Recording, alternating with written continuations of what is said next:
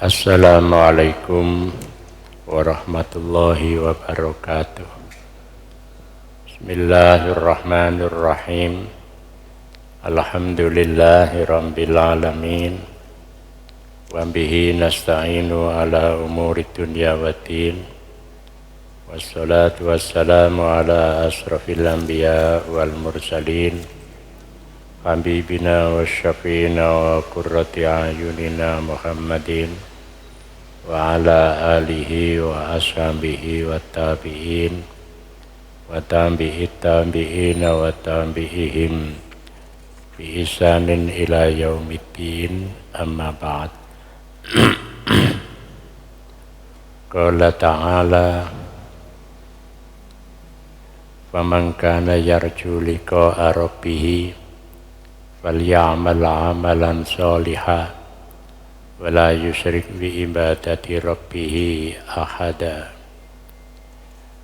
Jamaah yang dimuliakan oleh Allah, mari kita awali kajian kitab ini dengan bersama-sama membaca Ummul Quran agar kita tetap sehat walafiat, ilmu manfaat, rezeki kang sar barokah, anak cucu soleh dan solihah.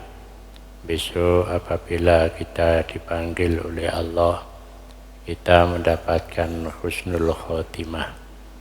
Ala hadihin niyah wa ala kulli niyatin solihah. Al-Fatihah.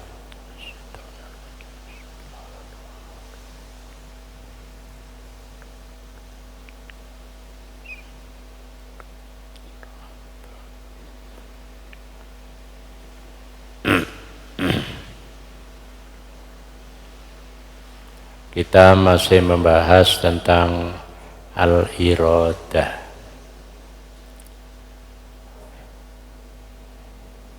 Al-iradah berada atau posisinya sebagaimana di dalam gambar itu, ya, bahwa iradah itu orang yang punya iradah itu disebut sebagai murid.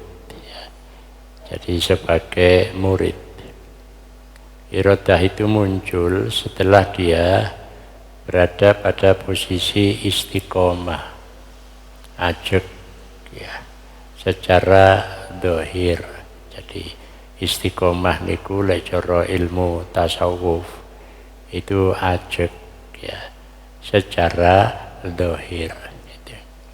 Mangke enten ajek secara batin, yakni tumak nina. Jadi tumak nina. Nah, seorang yang sudah berada pada posisi iradah, wis duweni karep, dia itu masuk pada wilayah yang kedua, yakni at-thariqah. Nah, kalau dia itu setelah iradah, di sini kan yang disebut ibadahnya itu tidak lagi al-ibadah, tapi al-ubudiyah. Lah al-ubudiyah niku ibadahnya dia sudah mengikut sertakan potensi batin. Hudurul aql, menghadirkan akal. Hudurul qalbi, hadirnya hati. Dan hudurul hawa, hadire dorongan nafsu ketika sholat, ya. Jadi dia sudah berada pada posisi di sini, ya. Nah, kalau dia sudah bisa menghadirkan tiga potensi batin, ya, dan dia bisa sampai pada tahap tumaknina, wis tenang, maka dia akan berada pada posisi murad. Ya. Murad itu murid yang sudah dikehendaki oleh Allah. Ya, jadi dikarepno karo Gusti Allah untuk apa? Untuk bisa wasil. Jadi dia sudah berada pada posisi di sini. Jadi posisi wasil. Ya. Nah, disinilah dia akan mencapai yang namanya musyahadah. Ya. Jadi musyahadah ketika ibadah dia bisa menyaksikan Allah dengan mata hati. Jadi bisa menyaksikan Allah dengan mata hati. Jadi kalau begitu mencapai tingkat musyahadah ada tahapannya. Ya. Dan itu memang tidak bisa kita rasakan kecuali kalau kita ini memang betul-betul memperhatikan. Gitu. Jadi memperhatikan kondisi batin kita. Menika al-ahwal. Jamaah ingkang dipun mulyakaken dening Allah ya. Maka kita buka halaman 287 ya. Alinea yang ketiga dikatakan bahwa di antara sifat-sifat murid ya, adalah ya, jadi sifat-sifat murid adalah cinta amalan-amalan sunnah. Jadi wis seneng gandrung karo amalan sunnah.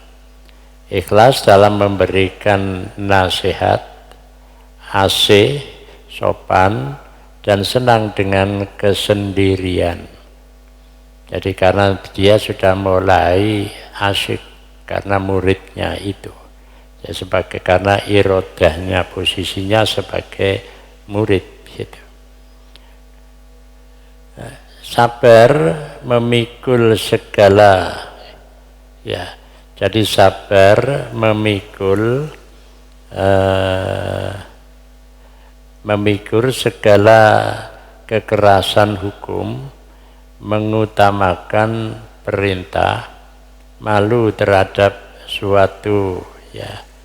Jadi pandangan, pelimpahan tenaga dan anugerah pada apa yang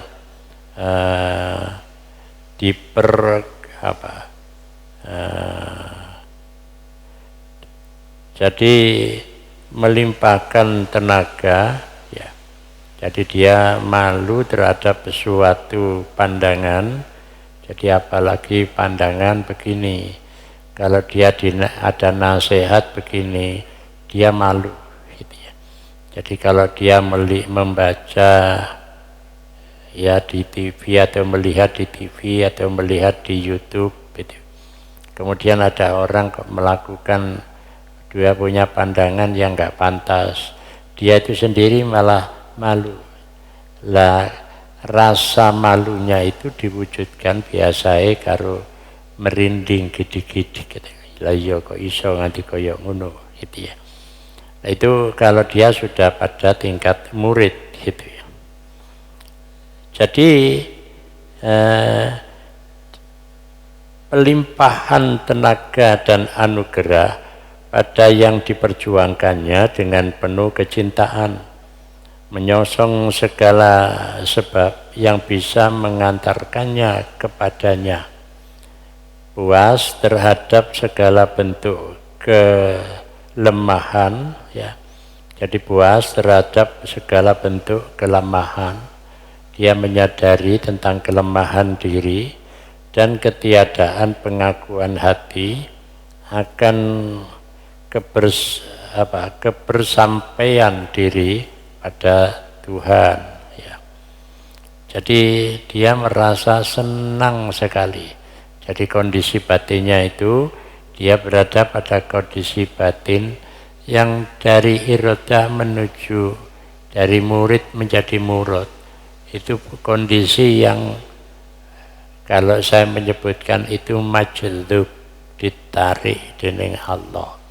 Jadi pengertian majlub bukan seperti pengertian kita selama ini. Ya, tapi pengertian itu dia ditarik. Kondisi karep terus sampai Allah itu diunggah no. Nah kalau dia sudah dinaikkan menjadi murad, maka dia posisinya pada saat itu adalah posisi bako, ya. Jadi posisi bako di sini. Bako itu artinya dia telah menguatkan posisi ketuhanan pada dirinya. Jadi posisi ketuhanan pada dirinya. Gitu. Nah, jadi orang yang begini ini lebih suka untuk selalu berorientasi di dalam setiap amalnya, berorientasi pada ketuhanan.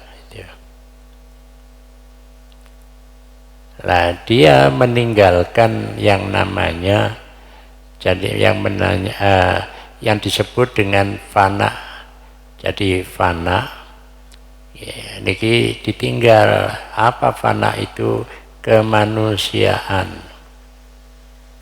Jadi sifat kemanusiaan.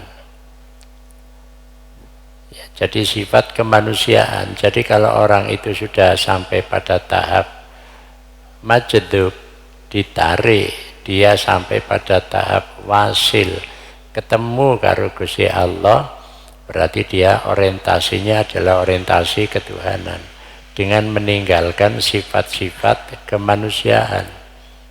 Nah, manusia itu punya dua sifat, sifat kemanusiaan dan sifat ketuhanan. Nah, jadi kalau sifat kemanusiaan itu, ya, itu ada pada diri manusia dan sifat ketuhanan juga. Makanya sering kula sampaikan, napa kok Gusti Allah merintah nang malaikat supaya sujud. Itu karena ada sifat ketuhanan pada diri manusia. Apa kok dikongkon sholat supaya dia menguatkan sifat ketuhanannya. Jadi nemplek tidak nemplek kemanusiaan terus, tapi satu ketika perlu nemplek sifat ketuhanan. Berusaha mendekati Tuhan yang akhirnya dia memiliki sifat ketuhanan yang kuat gitu. Jadi umpamanya dijak omong-omongan ngoten, ke orientasi ini sing ngejak omong-omongan itu masalah dunia, dia mengalihkan pada sifat ketuhanan gitu. Jadi mengalihkan gitu. Nah, Abu Bakar Muhammad Al-Warraq berkata, penyakit murid, ya, penyakit murid ada tiga, ya. Jadi ada tiga perkara. Satu, kawin, ya. Kemudian catatan wicara dan lembaran-lembaran. Gitu.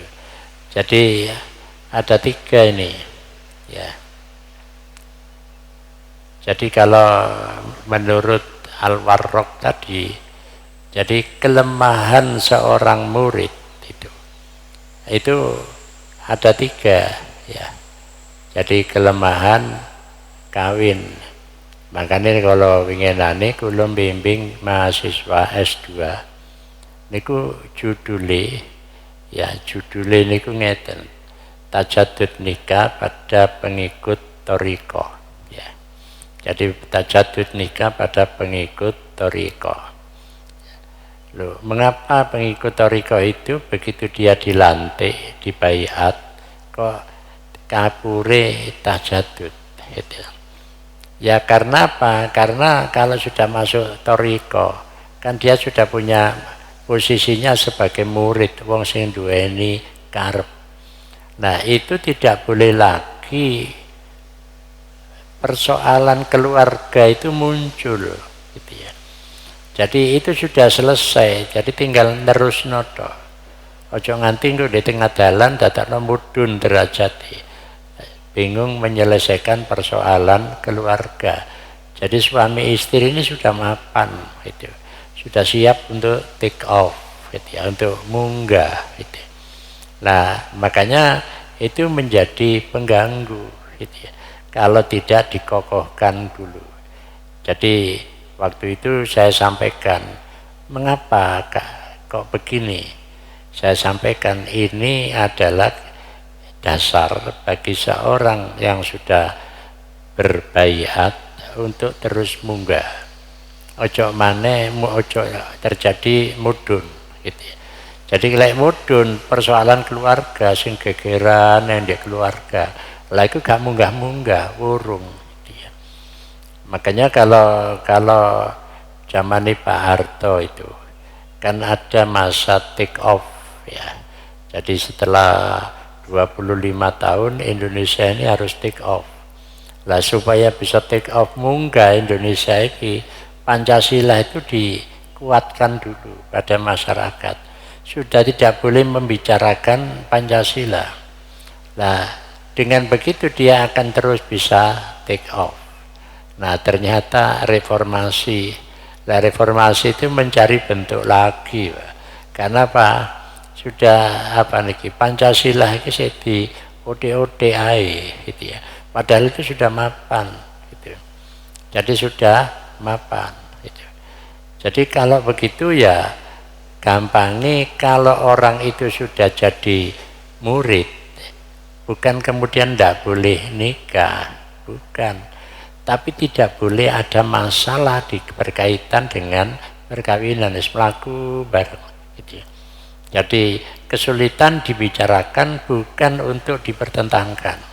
Jadi dibicarakan ya apa ekonomi ini bisa mapan gitu. Jadi dibicarakan bukan lagi menjadi persoalan gitu. Nah, kemudian yang kedua yang mengganggu seorang murid itu ya itu catatan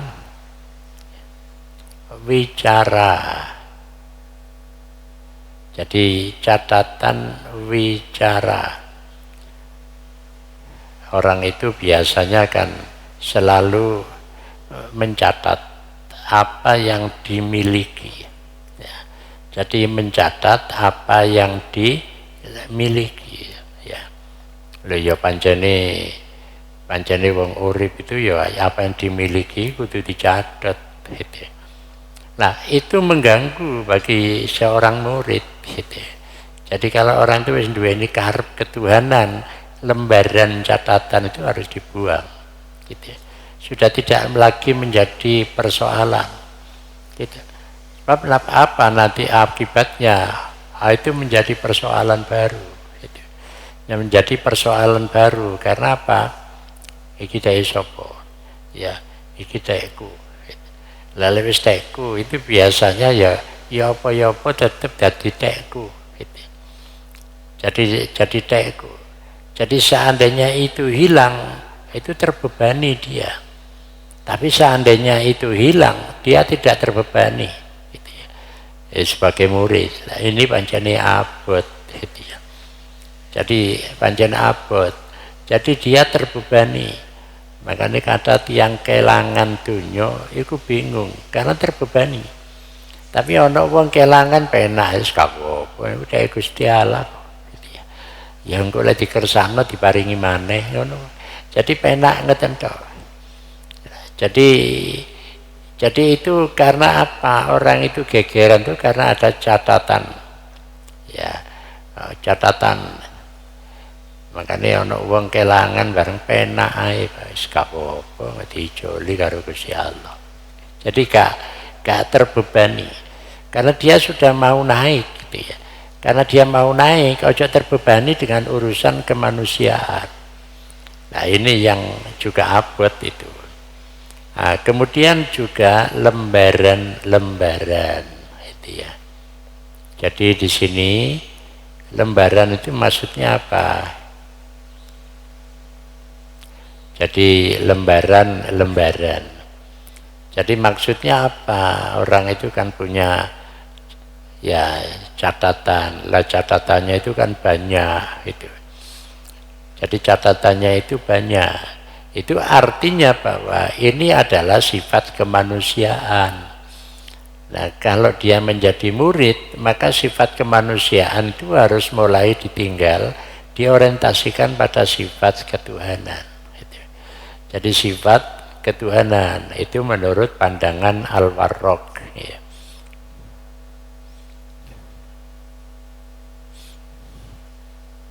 Nah, kemudian bagaimana mungkin Tuhan harus meninggalkan catatan-catatan atau catatan bicara, tanya seorang penanya.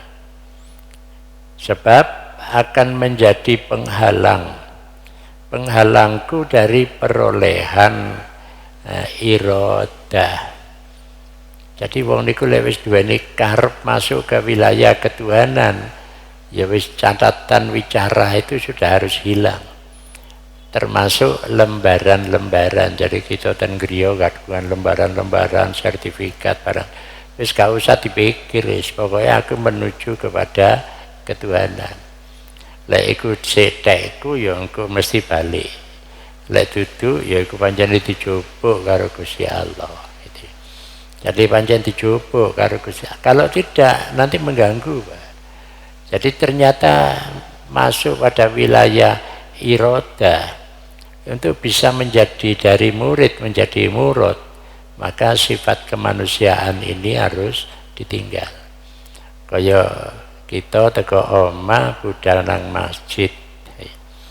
Masa mikir apa sing di omah to? Ya. Mboten, ditinggal dak gitu. Ya. Ditinggal dak. Ya sing dipikir apa? Ya apa carane ketika nang masjid itu dia posisi mau naikkan dirinya. Wis gak mikir sing di omah. Dunyane ya ditinggal, catatan-catatane ditinggal, lembaran-lembarane ya ditinggal. Mek siji tok aku karep madhep marang Gusti Allah. Niku contone gambarane ngoten. Tapi mari ngono mulai balik maneh, Pak. Itu ya. Jadi balik maneh itu. Nah, itu contohnya gitu ya. Jadi contohnya. Nah, Hatim Al-Asham mengatakan jika saya melihat seorang murid yang menghendaki selain yang dikehendakinya, maka ketahuilah bahwa dia telah menempatkan kerendahan.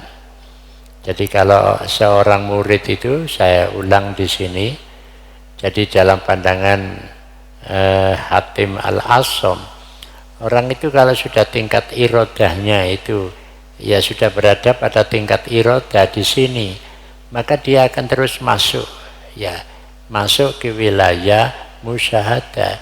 Kalau di sini dia masih terbebani dalam hal-hal yang bersifat syariat, maka dia tidak akan bisa meningkat. Makanya contohnya kula jenengan budal nang masjid, mari ngono wis ditinggal urusan dunyane niku. Urusan kemanusiaane ditinggal. Mek siji sing dituju napa iku munggah ke wilayah ketuhanan. Jadi masuk ke wilayah ketuhanan. Sebab kalau tidak kita akan kembali lagi mudun maneh gitu ya. Jadi mudun maneh. Nah, makanya kalau begitu pada diri kita itu iroda, satu ketika kalau kita ajek munggah, tapi ketika kita tidak lagi urusan munggah niki, maka jadi mudun gitu. Jadi mudun maneh. Cara lampu ngoten sing kula gambaraken, jenengan di tepi laut ketok ana lampu di tengah laut. Karena kena gelombange ngeten ya ketok ora. Nah, itulah terjadi kelap-kelip di dalam hati kita itu. Jadi tidak langsung. Nah, ini umpama lampu niku sudah ada stabilisator voltase gitu. Jadi wis ndekene iki wis ana stabilisator voltase. Jadi lek umpama dijak membicarakan persoalan duniawi, apalagi itu menjadi masalah, gitu ya, maka dia tidak akan menganggapnya sebagai sesuatu yang membebani. Jadi lek ana wong teko ya napa tiyang niku biasae ngaji, saniki mboten nate ngaji. Lho napa? Soalnya nggak ada utang ten kula niku piro 3 juta. Nanti saniki durung nyaur umpamane ngoten. 5 juta nganti saiki durung nyaur wedi kepethuk kula. Ya wis ngono iku gak usah dadi beban. Iku ngono urusan donya wis saiki sampean munggah terus. Engko dijoli karo Gusti Allah. Ngoten. Jadi engko dijoli. Lek mboten ngoten mungkin terbebani urip niku. Ngoten. Itu baru sak monten lah lek saiki gedhe ya apa ya wis gak usah dipikir. Ya.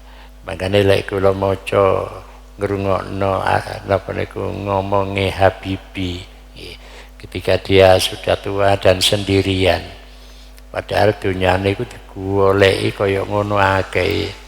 Bareng wis tuwa gak direken dhek mek ngreken awake dhewe ya apa golek ketemu karo Gusti Allah.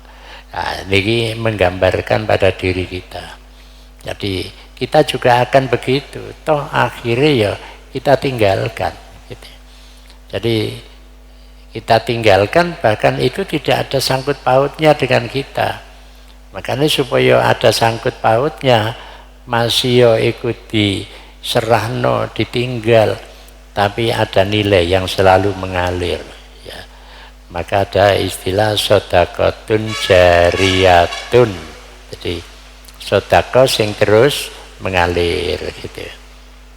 Nah, disinilah sebenarnya kalau dia sudah masuk pada wilayah yang ketiga, yakni hakikat, gitu ya. Jadi di sini al-haqiqah itu.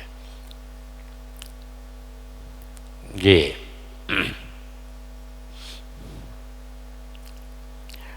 Di antara hukum murid, ya, ketentuan yang menetapkan menjadi murid, ya. Ada tiga hal ya. Jadi ada 3 hal. Tidurnya karena sangat ngantuk ya. Jadi lek turu itu lek gak ngantuk temenan ora turu ya. Makannya karena sangat butuh, sangat lapar, dan ucapannya karena amat terpaksa. Ini nasihat dari Muhammad Al-Qattani. Jadi orang itu kalau sudah posisi menjadi murid ya, dia menyebutkan ada 3 hal ya. Jadi ada 3 hal ya. Yang pertama adalah dia tidak akan tidur gak ngantuk nemen ya. Jadi gak ngantuk nemen. Dheweke ora makan karena kecuali sangat membutuhkan. Jadi wetenge sibuk kok diiseni maneh gitu ya. Terus gak gitu. Nanti kalau sudah betul lapar baru diisi. Ya, kemudian ucapannya karena amat terpaksa. Jadi ngomong itu karena terpaksa. Jadi kalau begitu kayak apa? Yang penting orientasinya itu ya apa dari murid itu menjadi murad itu. Jadi orientasinya mereka. Wah, ini sudah mulai meninggalkan sifat kemanusiaan. Gitu. Jadi sifat kemanusiaan. Makanya kelompok niki, kelompok sufi ya itu selalu dia ya kalau dalam riwayat yang ada di dalam kitab napa kula nate maca niku tentang para darwis menjelang Ramadan niku pada kumpul. Jadi pada kumpul membicarakan bagaimana kita nanti ketika berada di bulan Ramadan. Akhirnya disepakati lek ngono kita terawih sewengi itu khatmil Quran. Jadi khatmil Quran. Mboten sajus. Kula jenengan sajus ya. Iku sapi gitu.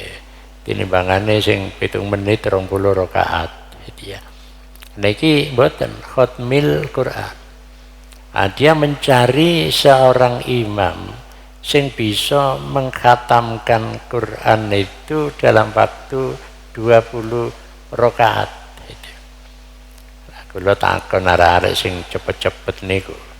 Mboten saged, Pak. Le 20 rakaat itu sampai jam 3. Niku mek sajus sak rakaat iku sajus. Lah piyambake mboten golek sing iso mari.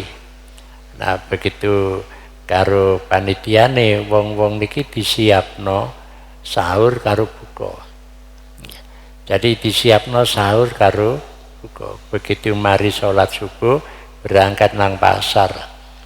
Nggih mboten turu ya. Padahal sewengi ya ora turu. Begitu nang pasar mulai oleh penghasilan dikekno wong sing butuh. Ditakoni, lah ini persediaannya buka karo sahur kok gak diode-ode. Saya sudah diberi makan dan minum oleh Allah. Itu selama 30 hari. Sapa sing iso kelakuan kaya ngono zaman saiki gitu ya. Jadi sapa sing iso kelakuan kaya ngono ya. Wong wis kadung ya. Wis kadung turu 8 jam itu ya sedina. Lek gak 8 jam ya durung turu jenenge itu ya. Jadi itu apa? Orientasinya sudah begitu. Lah para darwis niki sampai gak krasa luwe ya gak krasa ngelak 30 dina. Wah iki di Indonesia digoleki ya. Nah, lek di Indonesia enten begitu dheweke sewengi iku salat khatmil Quran, isuk mari sapa ya turu wae.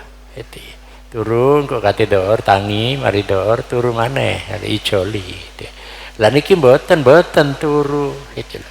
Kula mikir-mikir lah kok iso gak iso turu ya gak mangan gak buka ya gak sahur. Jawabane enak ae. Kula sampun dipun paringi nedha kalian ngombe dening Allah. Jadi orang ngelap.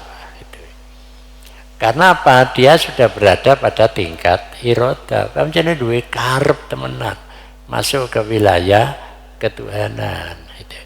Nah kula niki kita niki kan gadai karep tapi ya si tetep ya ketuhanan, ya kemanungsan gitu ya.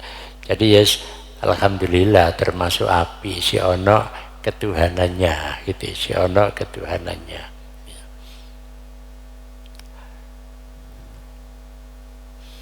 Nah, jika Allah mengendaki murid dengan kebaikan, maka dia memposisikannya dalam sikap sufi dan mencegahnya dari pergaulan para ya qori ahli baca Al-Quran, fatwa Al-Junaid, malah ode-ode qori itu ya.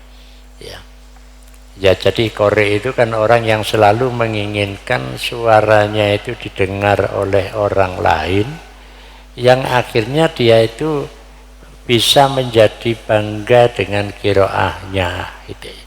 Nah itu jadi maksud gitu. Jadi menurut Junaid al-Baghdadi ya seorang ulama tasawuf yang pemikirannya itu diadopsi dening Kiai Haji Hasyim Asy'ari dan itu termuat dalam Qonun Asasi ya. Jadi kalau begitu, jika Allah menghendaki murid dengan kebaikan, maka dia memposisikannya dalam sikap sufi dan mencegahnya dari pergaulan para qori gitu ya. Jadi itu pandangannya Syekh Junaid al-Baghdadi. Jadi kalau sudah posisinya itu menjadi murid ya iroda, yang dikejar itu hanya murad gitu. Jadi bagaimana sampainya dia wasil ya, sampainya dia kepada Allah. Nah ini yang dikejar oleh seorang murid gitu ya. Jadi dia hidup itu ya sudah ketuhanan toh. Ya. Sampai enten ngiten Masjid Batu niku enten tiang, kula selalu ditutiba tiang niku di masjid ae. Ya ora tau nang pasar, ora tau apa. Ya ora tau nyambut gawe wis ning masjid ae. Mangan apa jare wong gitu. Wiridan tok. Oh niku kira-kira nih Dia makom wis makom murid gitu ya. Wis hanya ingin ketemu dengan Tuhan saja, tidak dengan manusia gitu ya. Jadi hanya ingin ketemu dengan Allah karena makomnya murid, maka dia hanya ketemu ya apa carane bisa wasil marang Gusti Allah gitu ya. Nah, itu cara membaca, bukan kemudian orang seperti itu dicela gitu. Jadi karena pernah terjadi pada masa pertama Nabi itu hijrah, banyak sahabat itu yang ikut serta dan meninggalkan pekerjaan. Kemudian dia selalu berada di pojok Masjid Nabawi, tekun ibadah. Lah Nabi membiarkan gitu ya. Jadi Nabi membiarkan. Lah dia itu ya mangan sapa jari ya. Pokoknya kebutuhan fisik ini apa jari, dia itu hanya tekun ibadah. Berarti dia kalau begitu ya dari posisi murid dia hanya ingin menjadi wasil gitu.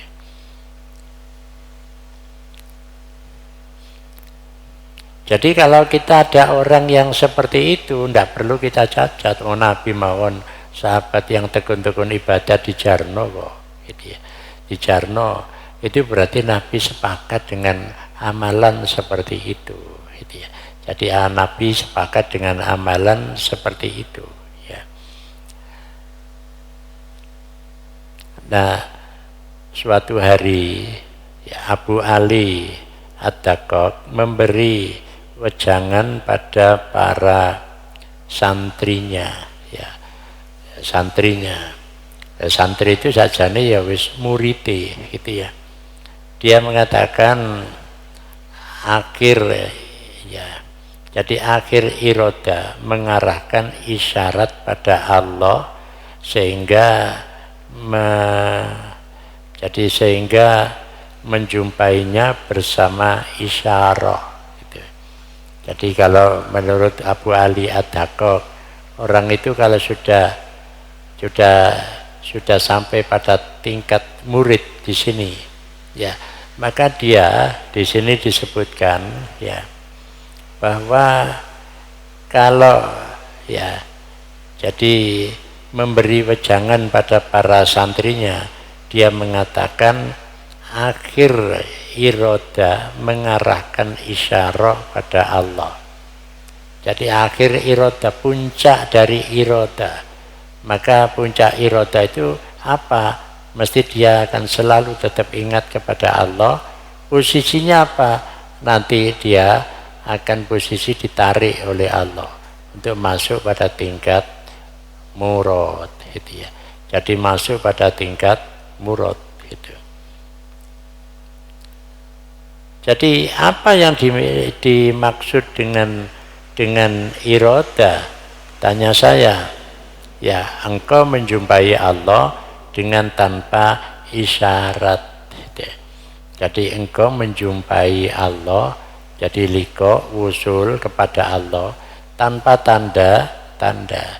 Sekaya-kaya ditarik karo Gusti Allah. Niku maksude Syekh Abu Ali Ad-Daqqaq ya.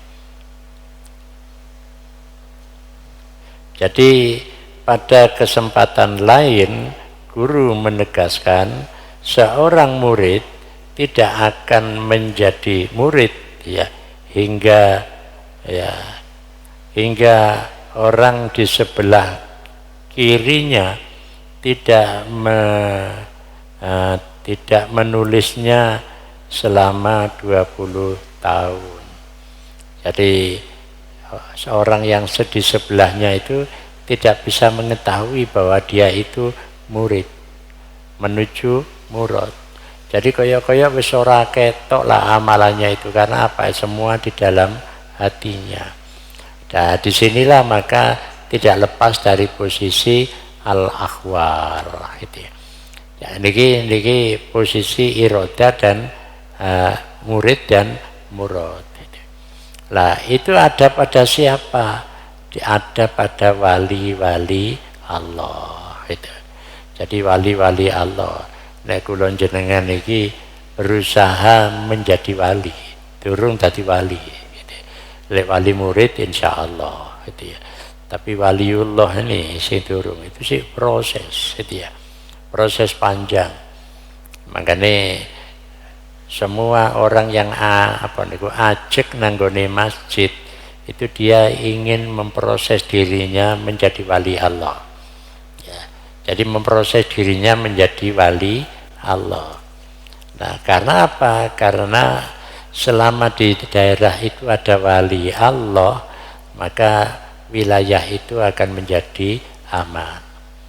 Jadi wilayah itu menjadi aman. Tapi lek kono gak ono wali Allah, itu tidak akan aman. Oleh karena itu kalau ada pandangan kok di Syria itu geger. Itu karena persoalan politik, tidak paham dia macam-macam. Nek kula mboten ten mriku waline wis pindah. Kira-kira waline pindah nang Indonesia. Jadi di Indonesia iki waline Allah, makanya hidupnya tenang. Masih jarine wong Indonesia iki tahun 2023 itu yang mengalami tingkat penurunan drastis dari tingkat ekonomi itu 125 juta orang. Berarti kan masuk sampai 50% ya.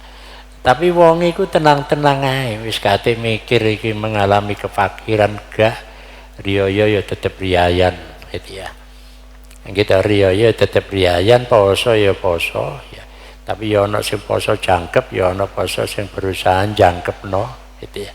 Jadi niki berarti dia berusaha untuk menjadi wali Allah. Disitulah rahasia yang tidak pernah dibaca oleh seseorang, karena Nabi mengisyaratkan selama di situ ada wali Allah, maka masyarakat di wilayah itu menjadi masyarakat yang tenang. Gitu.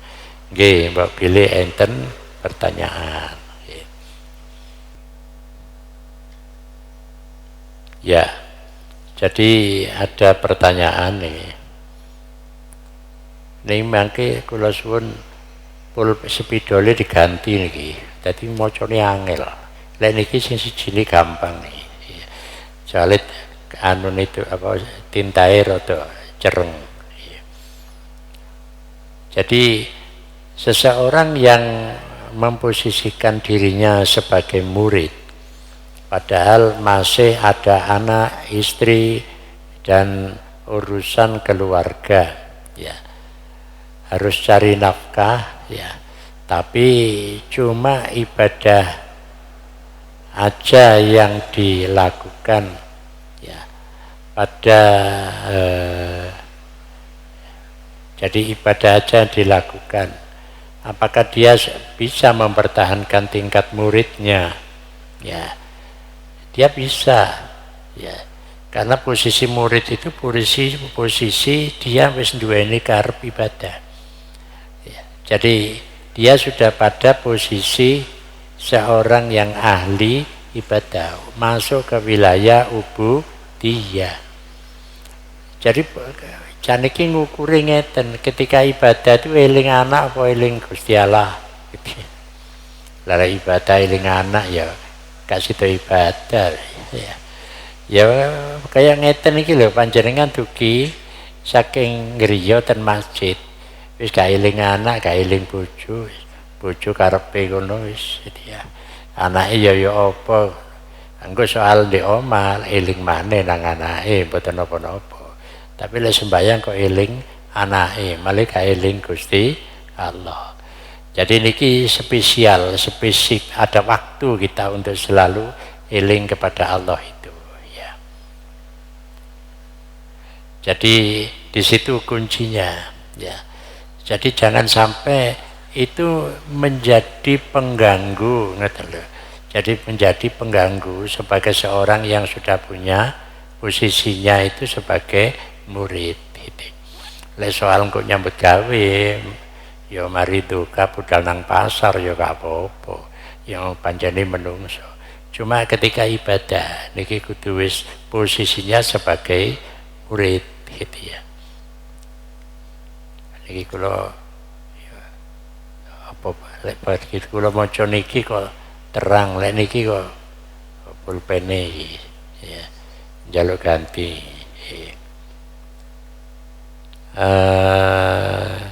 Sampai kula betotan griya niku ya tetep gak iso maca ae jan. Bahwa iki perkara mripate wis bermasalah. Ternyata niki wau kula bandingaken oh iki iso maca berarti tintae sing salah. Jadi umpama cara nyetak tintae wis entek ya. Nggih, baik.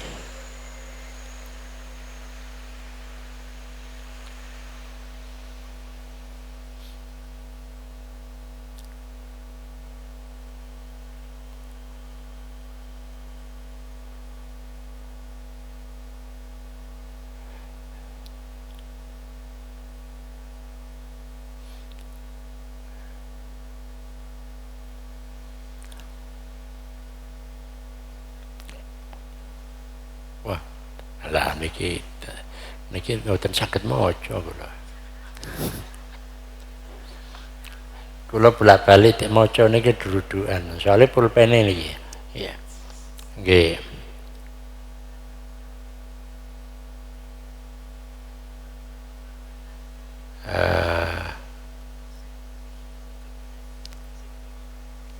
Nggih. Mungkin dijawab pekan depan mawon usahawan ya. Yeah. Bicara Nur Muhammad apakah benar? Yeah. Jadi Nur Muhammad apakah benar? Ya.